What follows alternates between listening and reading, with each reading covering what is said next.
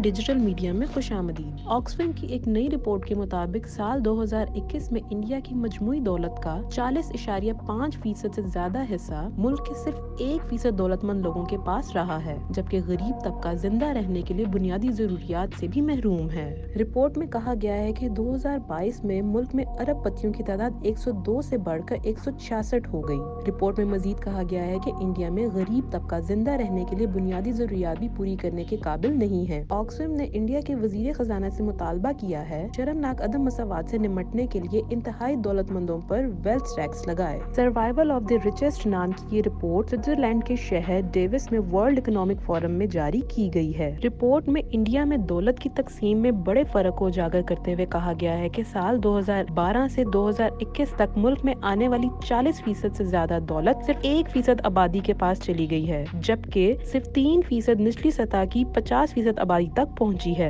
2022 में इंडिया के अमीर तरीन शख्स गौतम अडानी की दौलत में 46% इजाफा हुआ है, जबकि इंडिया के 100 अमीर तरीन अफराद की मुश्तरका दौलत 660 अरब डॉलर तक पहुंच गई है। 2022 में गौतम अडानी ब्लूमबर्ग के दौलत के इंडेक्स में दुनिया के दूसरे अमीर तरीन शख्स थे। वो इन लोगों की फहरिस्त में भी सरे फहरिस्त रहे जिनकी दौलत में आलमी सतह पर एक साल में सबसे ज्यादा इजाफा देखने में आया। दरी असना, ऑक्सफैम ने कहा कि मुल्क के गरीब और मुतवस्सित तबके पर अमीरों के मुकाबले में ज्यादा टैक्स लगाया गया है। रिपोर्ट में कहा गया है कि मुल्क में goods and services tax GST का तकरीबन 64% नीचे की 50% आबादी से आया, जबकि सिर्फ 4% 10% दौलतमंदों से आया है। ऑक्सफैम इंडिया के CEO अमिताभ बहार ने कहा, बदकिस्मती से इंडिया तेजी से सिर्फ अमीरों का मुल्क बनने की राह पर गामजन है। मुल्क के पसमानदा अफराद जैसे कि दुल्लत, आदिवासी, मुसलमान, खवातीन और गैर रस्मी शोबे के मजदूर एक ऐसे निज़ाम में मुसलसल मुश्किलात का शिकार हैं जो अमीर तरीन लोगों की बका और उनके मुफादात को यकीनी बनाता है। रिपोर्ट में मजीद कहा गया कि फिलहाल दौलतमंद लोग कम कॉर्पोरेट टैक्स में छूट और दीगर मराहत से फायदा उठा रहे हैं। इस फर्क को दुरुस्त करने के लिए ऑक्सफैम ने वजीर खजाना से कहा कि वो आइंदा बजट में तरक्की पसंद टैक्स इकदामात जैसा कि वेल्थ टैक्स को नाफिज करें। रिपोर्ट में कहा गया है कि इंडिया के अरबपतियों की पूरी दौलत पर महज 2% टैक्स अगले